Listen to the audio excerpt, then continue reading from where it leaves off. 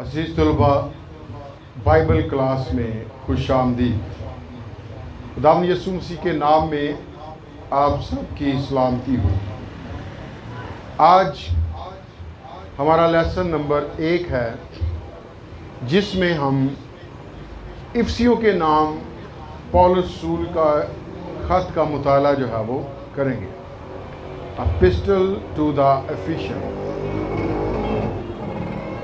Police رسول نے افسیوں کے نام خط 64 عیسوی میں روما سے لکھا، یعنی روما کی قید سے لکھا۔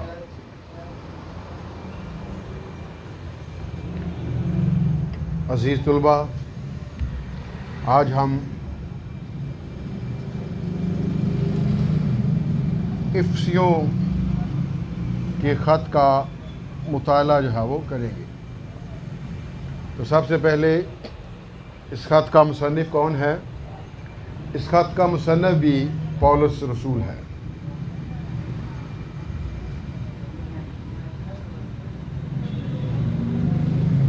یعنی اس خط کو لکھنے والا لکھاری جو ہے وہ پولس رسول ہے۔ پولس رسول نے یہ خط کس عیسوی میں لکھا؟ 64 عیسوی میں۔ کس عیسوی میں عزیز طلبہ اس نے یہ خط لکھا؟ 64 عیسوی میں۔ اور کس شہر سے اس خط کو لکھا گیا؟ روما شہر میں۔ جب پولس قید تھا تو اس نے روما شہر سے اس خط کو جو ہے وہ لکھا۔ دا سٹی آف ایفیشینس، افسیوں کا شہر۔ اس سے پہلے کہ ہم اس خط کا مطالعہ کریں، ہم افسس شہر کے بارے میں مختصر طور پر جانکاری جو ہے وہ حاصل کریں گے۔ افسس کا شہر دریائے کیسٹر کے دہانے پر واقع تھا اور صوبہ آسیا کا مشہور شہر تھا۔ اس شہر کے باشندے آدھے یونانی اور آدھے ایشیائی تھے، اور ان کی بت پرستی مشرقی اور مغربی دستوروں سے مرکب تھی۔ جادوگری بھی جو کہ مشرق سے آتی تھی کثرت سے مروج تھی۔ ارتمس دیوی کی جو کہ مغربی اقوام کی دیوی تھی، خاص و عام پوجا کرتے تھے، مگر اس کی پوجا کے طریقے مشرقی رازداری اور شان و شوکت کا عنصر بہت درجہ تک ملا ہوا تھا۔ ارتمس دیوی کا مندر جو کہ افسس میں واقع تھا، تمام دنیا میں مشہور تھا۔ وہ 22 سال کے عرصہ میں تعمیر ہوا تھا۔ اس کی چھت 126 اور 126 ستونوں پر قائم تھی۔ اس کی چھت جو تھی وہ 126 ستونوں پر قائم تھی، جن میں سے ہر ایک 60 فٹ اونچا تھا۔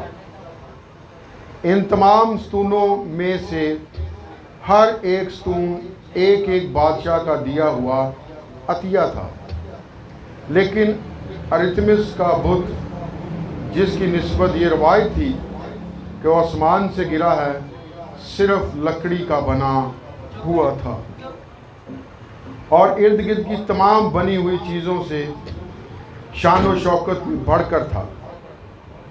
افسس شہر اپنی عیاشی اور شب پرستی اور بت پرستی میں بہت مشہور تھا۔ ارتمس دیوی ڈائنا کا مندر قدیم دنیا کے 7 عجائبات میں سے ایک عجوبہ تھا۔ عزیز طلبہ، ابھی ہم نے شہر کی انفارمیشن جو ہے وہ حاصل کی ہے، کچھ باتیں جو ہے وہ جانی ہیں۔ اب ہم اس خط کے تعلق سے مزید اور باتیں جو ہے وہ دیکھیں گے۔ جس طرح پولس نے اپنے پہلے خطوط میں خاص طور پر بدعت اور غلط عقائد کے متعلق لکھا جو کہ کلیسیاؤں میں پائے جاتے تھے، لیکن افسیوں کے خط میں کسی بھی خاص بدعت یا غلط عقیدہ کا ذکر نہیں کیا گیا۔ پولس اس خط میں افسس کی کلیسیا پر اس بات کو واضح کر رہا ہے کہ وہ خدا کے ابدی مقصد اور فضل کے طول و عرض کو سمجھیں اور کلیسیا کے لیے خدا کے اعلیٰ مقاصد کی قدر اور تعریف کریں۔ خط کا آغاز خدا کی برکات کے متعلق سلسلہ وار بیانات سے ہوتا ہے جو کہ قابل تحسین اظہارات کے ساتھ بکھری ہوئی ہے اور جو کہ خدا کی حکمت، دور اندیشی اور مقصد کی جانب توجہ دلا رہی ہے۔ پولس اس بات پر زور دے رہا ہے کہ ہمیں اپنے شخصی مفاد کے لیے نجات نہیں ملی ہے بلکہ خدا کی تعریف کرنے اور اس کا جلال دینے کے لیے ملی ہے۔ خدا کے مقصد کا نقطہ عروج یہ ہے کہ جب زمانوں کے پورا ہونے کا وقت آ پہنچے گا تو مسیح میں سب چیزوں کا مجموعہ ہو جائے گا اور سب کچھ مسیح کے تابع ہو جائے گا۔ ایک حوالہ پڑھیں گے، افسیوں پہلا باب اور اس کی 10ویں آیت۔ عزیز طلباء جن کے پاس بائبل مقدس ہے وہ میرے ساتھ نکالیں۔ افسیوں پہلا باب اور اس کی 10ویں آیت کا مطالعہ جو ہم کریں گے۔ تاکہ زمانوں کے پورا ہونے کا ایسا انتظام ہو کہ مسیح میں سب چیزوں کا مجموعہ ہو جائے، خواہ وہ آسمان کی ہوں خواہ زمین کی۔ اور یہ قطعی ضروری ہے کہ مسیحی اس بات کو سمجھیں، اور پولس افسیوں پہلا باب 15 اور 23 آیت میں ان کی سمجھ کے لیے دعا کرتا ہے۔ ابھی ہم اس حوالہ کو پڑھیں گے، افسیوں پہلا باب 15 اور 23 آیت تک۔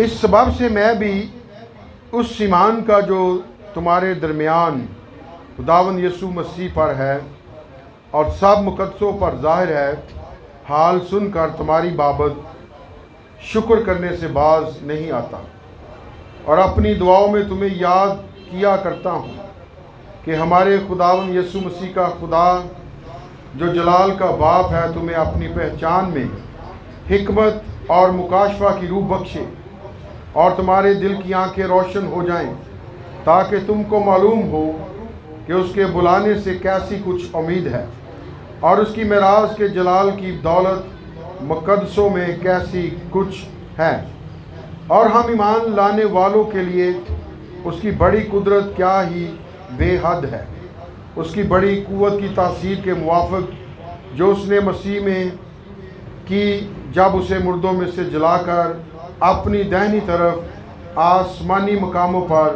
بٹھایا، اور ہر طرح کی حکومت اور اختیار اور قدرت اور ریاست اور ہر ایک نام سے بہت بلند کیا، جو نہ صرف اس جہان میں بلکہ آنے والے جہان میں بھی لیا جائے گا، اور سب کچھ اس کے پاؤں تلے کر دیا، اور اس کو سب چیزوں کا سردار بنا کر کلیسیا کو دے دیا۔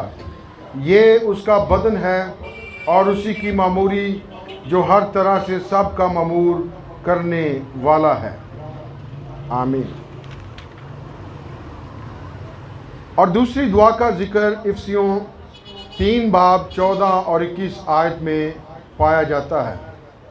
پولس کلیسیا کے لیے خدا کے بڑے مقاصد کی وضاحت کے بعد ان کی تکمیل کی جانب چند اقدام پیش کرتا ہے۔ ابھی ہم پولس کی جو دوسری دعا ہے، عزیز طلباء میرے ساتھ نکالیں، افسیوں کے نام خط اس کا 3 باب اور اس کی 14ویں آیت سے ہم پڑھیں گے۔ اسی سبب سے میں اس باپ کے آگے گھٹنے ٹیکتا ہوں جس سے آسمان اور زمین کا ہر ایک خاندان نامزد ہے، کہ وہ اپنے جلال کی دولت کے موافق تمہیں یہ عنایت کرے کہ تم اس کے روح سے اپنی باطنی انسانیت میں بہت ہی زوراور ہو جاؤ، اور ایمان کے وسیلہ سے مسیح تمہارے دلوں میں سکونت کرے، تاکہ تم محبت میں جڑ پکڑ کے اور بنیاد قائم کر کے سب مقدسوں سمیت بخوبی معلوم کر سکو کہ اس کی چوڑائی اور لمبائی اور اونچائی اور گہرائی کتنی ہے، اور مسیح کی اس محبت کو جان سکو جو جاننے سے باہر ہے، تاکہ تم کو خدا کی ساری معموری تک معمور ہو جاؤ۔ اب جو ایسا قادر ہے کہ اس کی قدرت کے موافق جو ہم میں تاثیر کرتی ہے، ہماری درخواست اور خیال سے بہت زیادہ کام کر سکتا ہے، کلیسیا میں اور مسیح یسوع میں پشت در پشت اور عبدالباد اس کی تمجید ہوتی رہے، آمین۔ عزیز طلباء، آج کا ہمارا لیسن نمبر 1 جس میں ہم افسیوں کے خط کا مطالعہ کر رہے تھے جو پولس رسول نے لکھا۔ نیکسٹ ویڈیو میں ہم نئے لیسن کے ساتھ اور نئی ویڈیو کے ساتھ حاضر ہوں گے، تب تک کے لیے خدا حافظ۔ مزید جانکاری کے لیے یا ہم سے معلومات حاصل کرنے کے لیے ڈسکرپشن باکس میں آپ ہمارے واٹس ایپ نمبر پر ہمارے ساتھ رابطہ کر سکتے ہیں۔ خداوند آپ سب کو برکت دے، باپ اور بیٹا اور روح کے نام سے، آمین۔